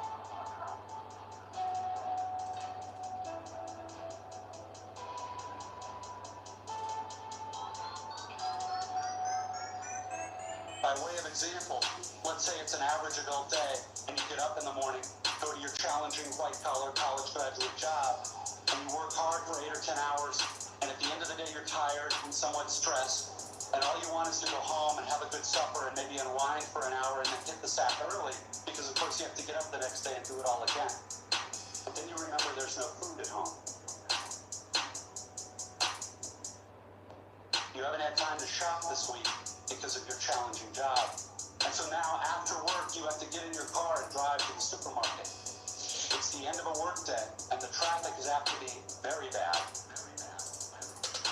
So getting to the store takes way longer than it should. And when you finally get there, the supermarket is very crowded, because of course it's the time of day when all the other people with jobs also try to squeeze in some grocery shopping. And the store is hideously fluorescently lit and infused with soul-killing Muzak or corporate pop, and it's pretty much the last place you want to be. But you can't just get in and quickly out. You have to wander all over the huge, overlit store's confusing aisles to find the stuff you want. And you have to maneuver your junkie cart through all these other tired, hurried people with carts. And eventually, you get all your supper supplies, except now it turns out there aren't enough checkout lanes open, even though it's the end of the day rush. So the checkout line is incredibly long, which is stupid and infuriating. Stupid and infuriating. Which is stupid and infuriating. Stupid and infuriating. But you can't take your frustration out on the frantic lady working the register, who is overworked at a job whose daily tedium and meaninglessness surpasses the imagination of any of us here at a prestigious college.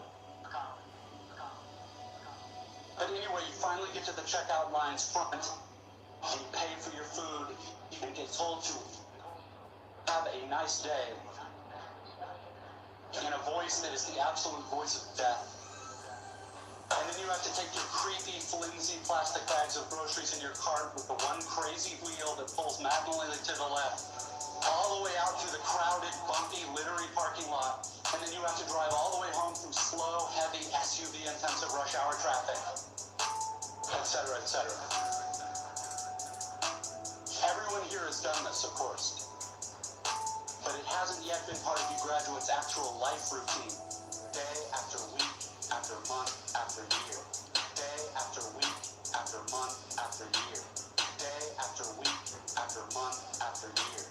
Day after week, after month, after year. Day after week, after month, after year.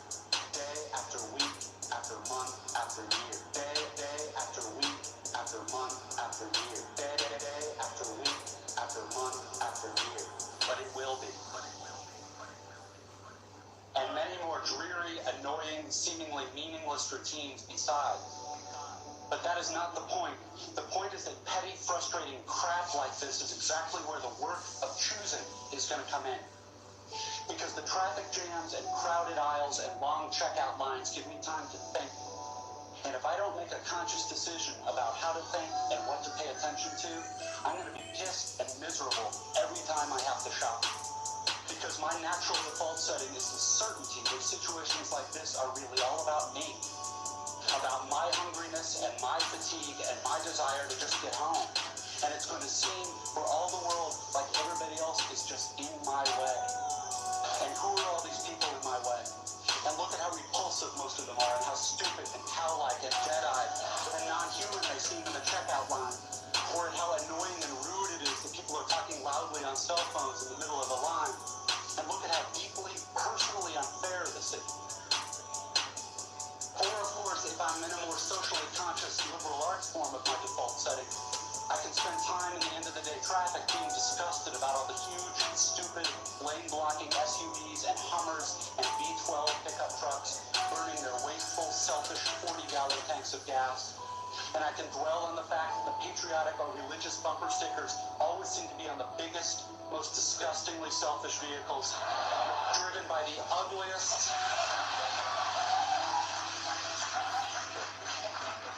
This is an example of how not to think.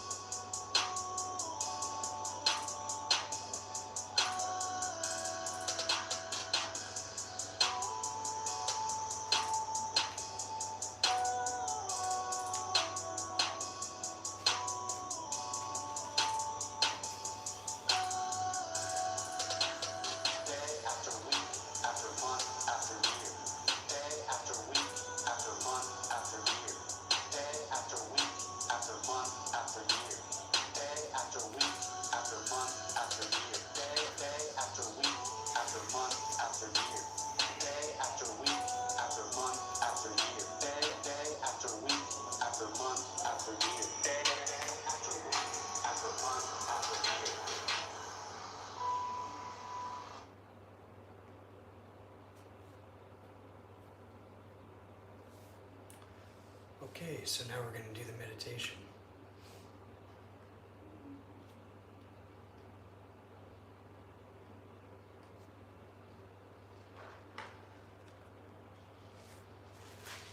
We do the practices with this aspiration to be of benefit to beings, not to harm them,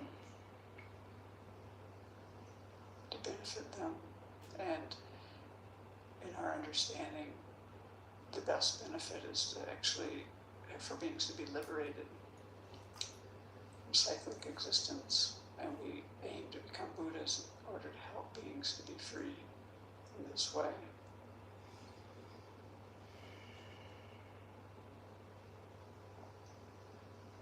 So generate those thoughts in your own way.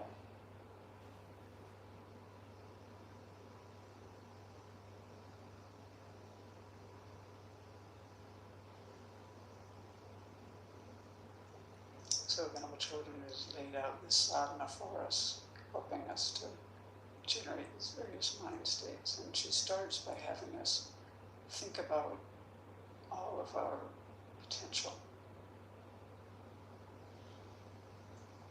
all the kind of positive qualities that we can develop. Infinite love, compassion, wisdom, skillful means. So imagine what it would feel like to be those qualities. Just let yourself be love, be wisdom,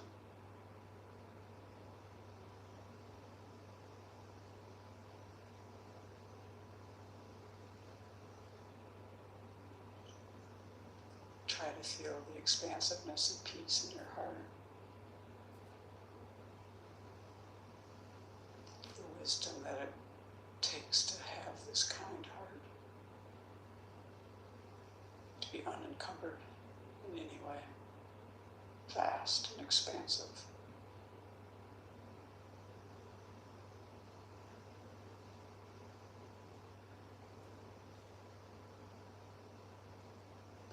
You can take in everything that's happening in this world, reaching out to every being, human and otherwise, to benefit each one.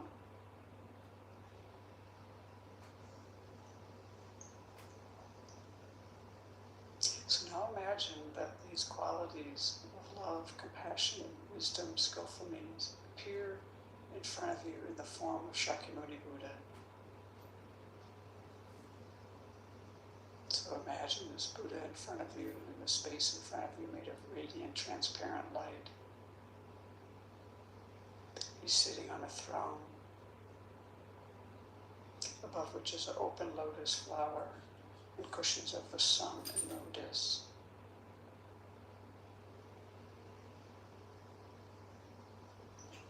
This entire visualization is made of radiant, transparent light. But you're imagining a living being with a light body. So you feel yourself in the presence of the Buddha.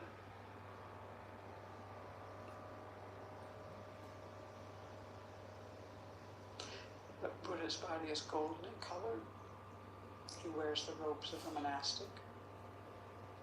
His right hand, with the palm down, rests on his right knee. The earth touching mudra. And his left hand is in his lap holding a bowl of nectar. And this nectar is the medicine to cure our afflictions and all of our hindrances. And the Buddha's face is very beautiful. You can look at the Buddha's eyes. He's smiling, his eyes are smiling.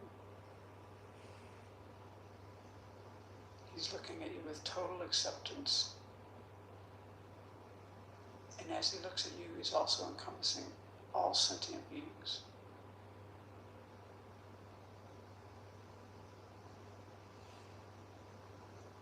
The Buddha's eyes are very peaceful, long and narrow. His lips are red and his earlobes are long. Imagine rays of light radiating from every pore of the Buddha's body. This golden light going out to all the parts of the universe, touching beings, carrying miniature Buddhas to help beings.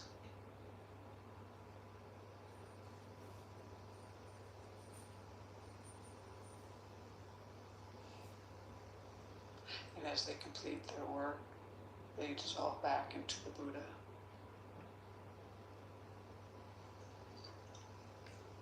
The Buddha is surrounded by the entire lineage of spiritual teachers, all the meditational deities, innumerable other Buddhas, Bodhisattvas, Arhats, Dakas, Dakinis, Dharma protectors. And at the side, near each spiritual mentor, is an elegant table, and on it are Dharma books. The sounds of the Dharma fill the air.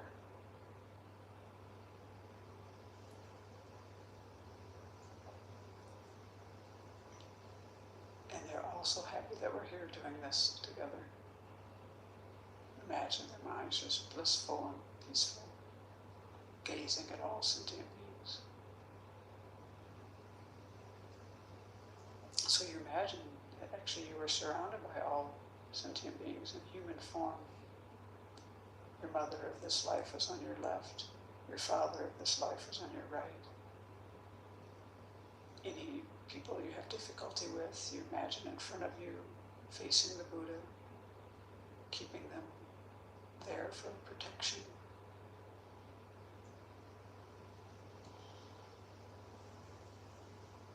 Family and friends are nearby.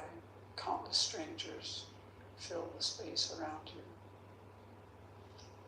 And all of us are looking to the Buddha for guidance.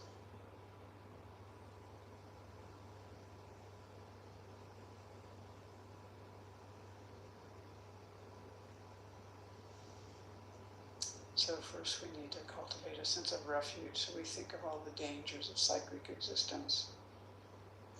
Just think about how things are not secure.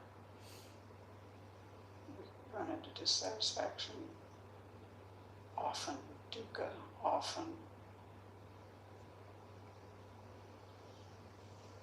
And people, all the beings around us, all the sentient beings around us, are also in the same boat, floundering in cyclic existence. And many of them have not met any kind of teachings that will help them out of this quagmire. So we generate compassion. And now think of the wonderful qualities of the Buddha, Dharma, and Sangha, and generate this sense of confidence in them, in their ability to guide you out of all of these recurring problems. To take refuge, we need causes, this kind of concern, this kind of alarm, fear type, and also this confidence and faith, and the compassion. So it is possible, on the basis of your present life and mind, to free yourself from all of these undesirable experiences. So resolve to explore that possibility to the fullest.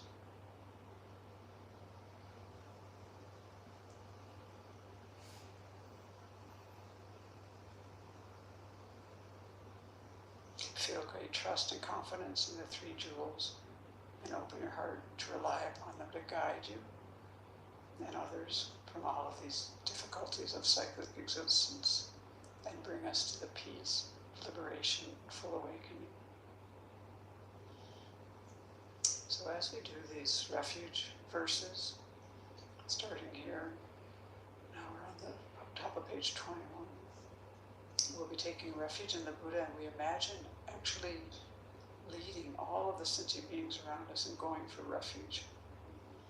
And we visualize white, radiant light flowing from all of the Buddhas, the spiritual mentors, the Bodhisattvas, all of these holy beings flowing into us and all the beings around us. And this light completely purifies all of our destructive karmic imprints and afflictions. And it also brings all the realizations of the path. So put your hands in prayer position. Namo Gurubhya, Namo Buddhaya, Namo Dharmaya, Namo Sanghaya, Namo Guru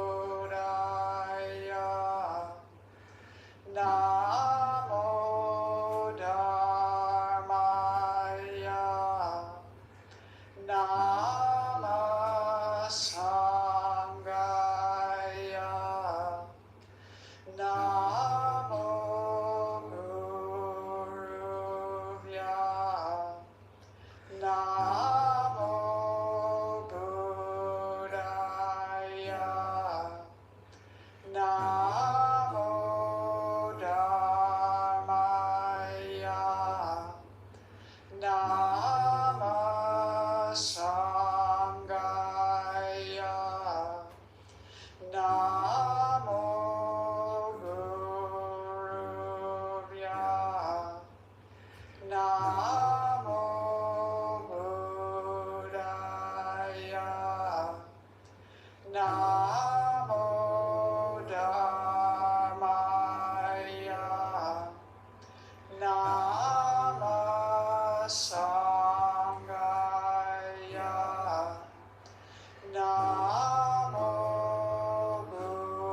Guruvya. Namo Buddhaya. Namo Dharmaya. Nama Sangaya. Namo Guruvya. Namo Buddhaya.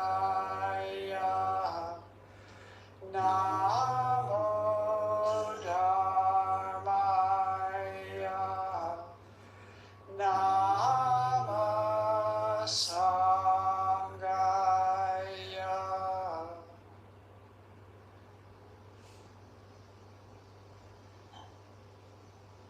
So feel that you've come under the protection of the three jewels.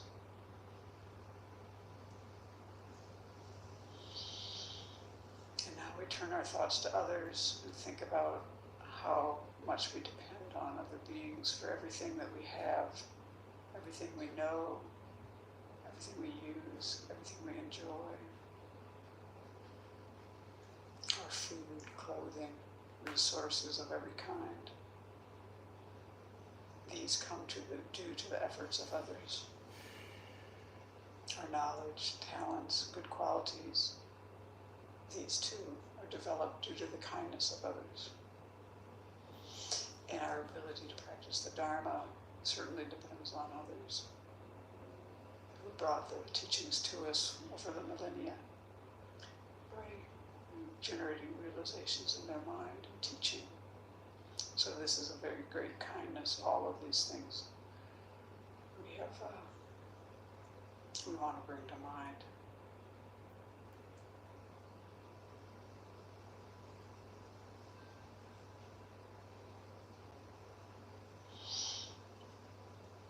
Our innermost wish is to be free from suffering. And this is the case for everyone else as well. We want to be happy. All beings want to be happy. And like us, they encounter many difficulties, problems, sufferings. And usually, actually, their difficulties are more so than our own. Not always, but often. And when we examine our capacity to help beings, we find that we're actually quite limited.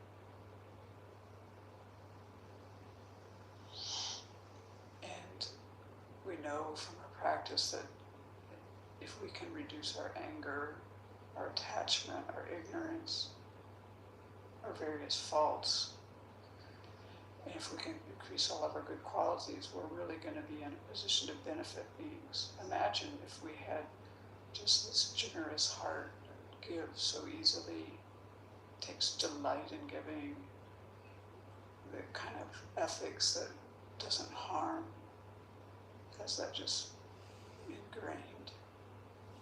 Fortitude, loving kindness, compassion, wisdom, will be in excellent position to help beings by having our good qualities developed. And if we develop them fully, like a Buddha does, then we'll be able to be of the greatest benefit to beings. So we generate this altruistic intention in order to be able to benefit beings most effectively. So as we take refuge and generate bodhicitta, imagine that light is flowing into you from all of these Buddhas and holy beings, and it's flowing into you and all the sentient beings around you. So we're on the top of page 22. I take refuge until I have awakened in the Buddhas, the Dharma, and the Sangha. By the merit I create by engaging in generosity and the other far-reaching practices may I attain Buddhahood in order to benefit all sentient beings. I take refuge until I have awakened in the Buddha, the Dharma, and the Sangha. By the merit I create by engaging in generosity and the other far-reaching practices may I attain Buddhahood in order to benefit all sentient beings. I take refuge until I have awakened in the Buddha, the Dharma, and the Sangha. By the merit I create by engaging in generosity and the other far-reaching practices may I attain Buddhahood in order to benefit all sentient beings. So imagine the Buddha is so pleased with your altruistic intention. And a replica emerges from the Buddha, comes to the crown of your head, melts into golden light, flows into you. Feel that you and the Buddha have become inseparable.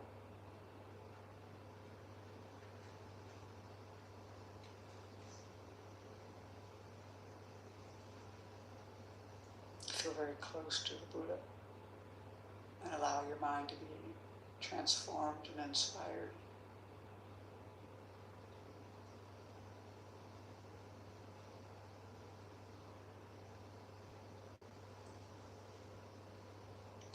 Let go of all conceptions you have about yourself. Let go of any self-denigrating thoughts.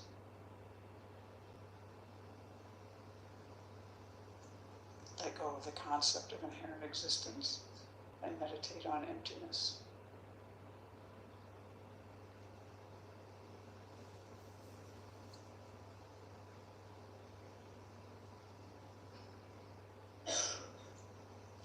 At your heart appears a small Buddha made of light. He radiates the light of wisdom and compassion in all directions throughout the entire universe. And this light transforms all sentient beings into Buddhas and all environments into pure lands, which are places where all the circumstances are conducive to practicing the Dharma and generating realizations. So imagine this.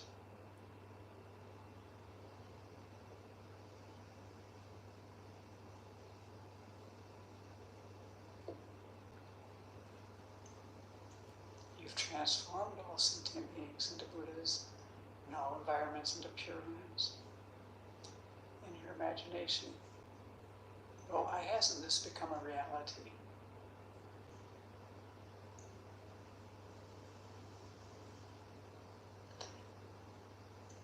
We sentient beings have bias, prejudice, we lack love, compassion, and joy. So now we want to wish ourselves and others to have all of these qualities, so we contemplate the four immeasurables. We do this to reinforce our own felt experience of love, compassion, joy, and equanimity for everyone, friends, strangers, enemies, relatives, people you don't like, people you don't trust, anyone, everyone. So as we say those four immeasurables, you want to listen to yourself say the words and contemplate as you recite. So we'll pause between each of the four. May all sentient beings have happiness and its causes.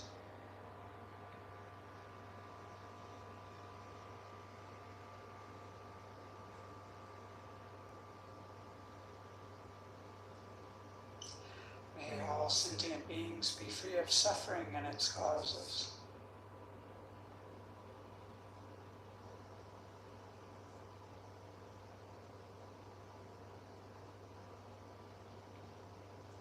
May all sentient beings not be separated from sorrowless bliss.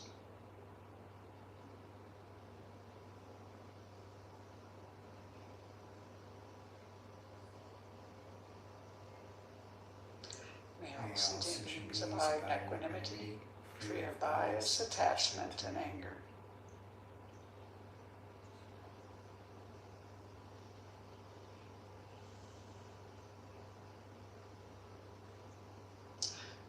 So, in order to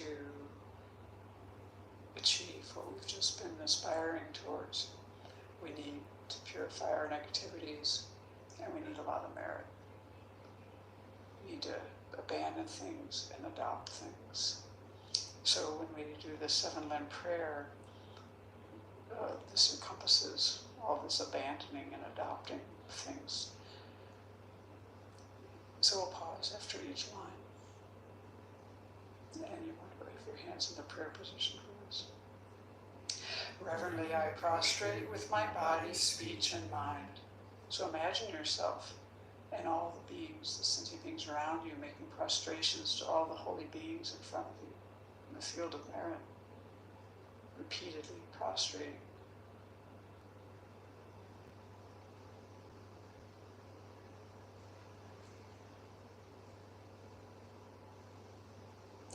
And present clouds of every type of offering, actual and mentally transformed.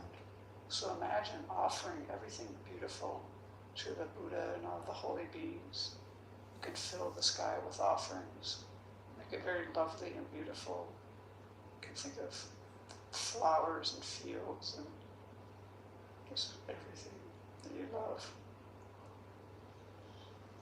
Offer it to all the holy beings. You can do this repeatedly.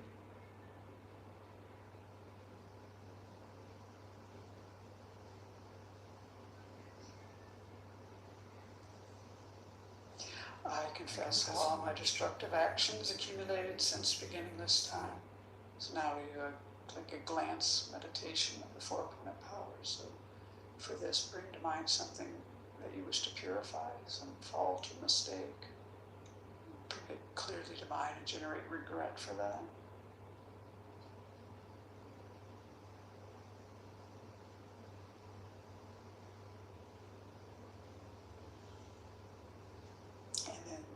The other permanent powers are taking refuge in generating bodhicitta, which we're doing in the practice.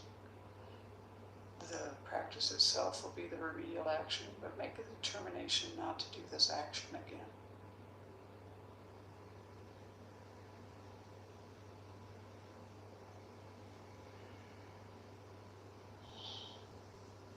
And rejoice in the virtues of all holy and ordinary beings.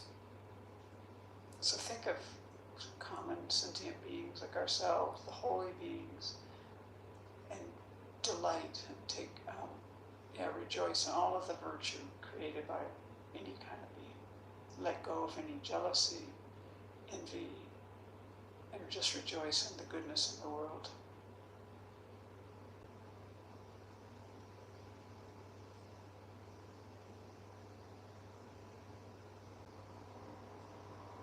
Use your own life experience. Think of things, people that you want to rejoice.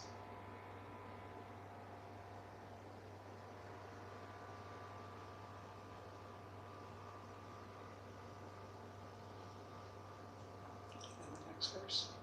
Please remain until cyclic existence ends. So now we offer a double dorje.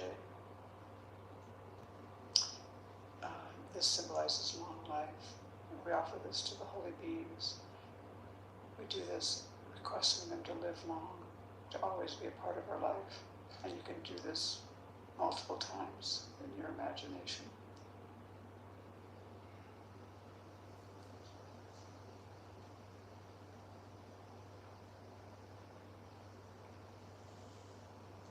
And then the next verse. And turn the wheel of Dharma for sentient beings. So again, make this offering. You're offering with both hands this beautiful 1,000-spoke Dharma wheel, golden in color. Offering this to the teachers and the Buddhas to guide you and to continue to teach the Dharma.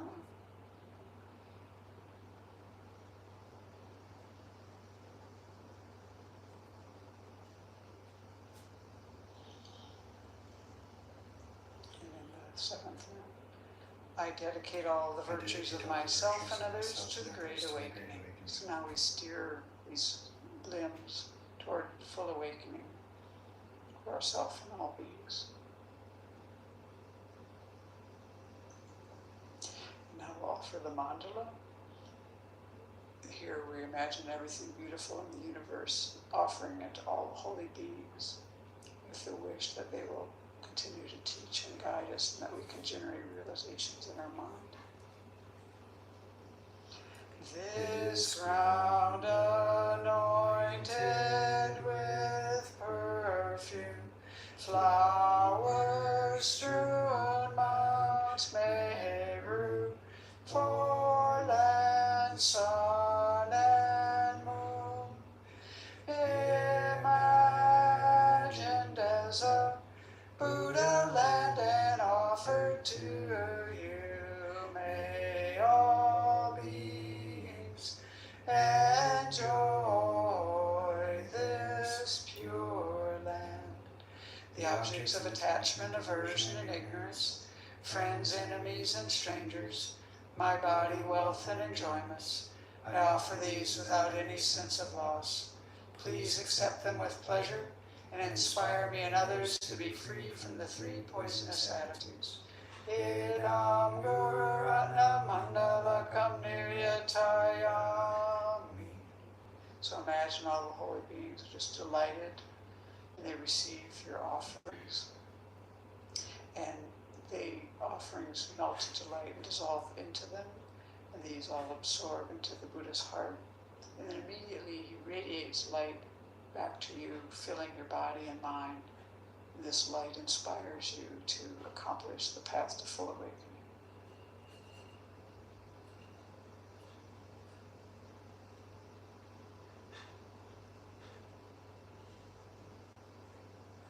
So in order to progress along the path, we need to develop realizations. And in order to do this, we need the inspiration of the lineage of spiritual mentors, especially your principal teacher or your root guru, who is the one who has touched your heart deeply. If you don't have a specific teacher, just think about Shakyamuni Buddha, or maybe you have a connection in your mind with his holiness. And we make this request, page 25. Glorious and precious Guru, sit upon the lotus and moon seat on my come, guiding me with your great kindness. Bestow upon me the attainments of your body, speech, and mind. And so then, at this point, you imagine that a replica of your teacher in the aspect of the Buddha emerges from the Buddha in front of you. And it comes to sit on a lotus and moon disc on the crown of your head, facing the same direction as you. So then this Buddha on the crown of your head is going to act as an advocate for you to request inspiration from the entire field of merit as we continue the request. And we're doing the long one on page 26. Buddha, unequal teacher and guide, venerable protector Maitreya, successor, superior Sangha prophesied by Buddha, to you three Buddhas and Bodhisattvas I make request. Buddha, head of the Shakya clan, the foremost guide, peerless in expounding emptiness, Manjushri, embodiment of the Buddha's complete wisdom, exalted Nagarjuna, best of the superiors who sees the profound meaning. To you three crowning jewels of clear exposition I make request. Atisha, upholder of this great vehicle, who sees the profundity of dependent arising. Drome Rinpoche, elucidator of this good path. To these two ornaments of the world I make request. Avalokiteshvara, great treasure of objectless compassion. Manjushri, masteress of flawless wisdom. Tsongkhapa, crown jewel of the snowy land sages. Losangrappa, I make request at your feet. Holder of the white lotus, embodiment of all the conqueror's compassion. Guide benefiting migrating beings in the land of snow mountains and beyond. Sole deity and refuge, Tenzin Gyatso, at your feet I make request. The eyes to whom the vast scriptures are seen.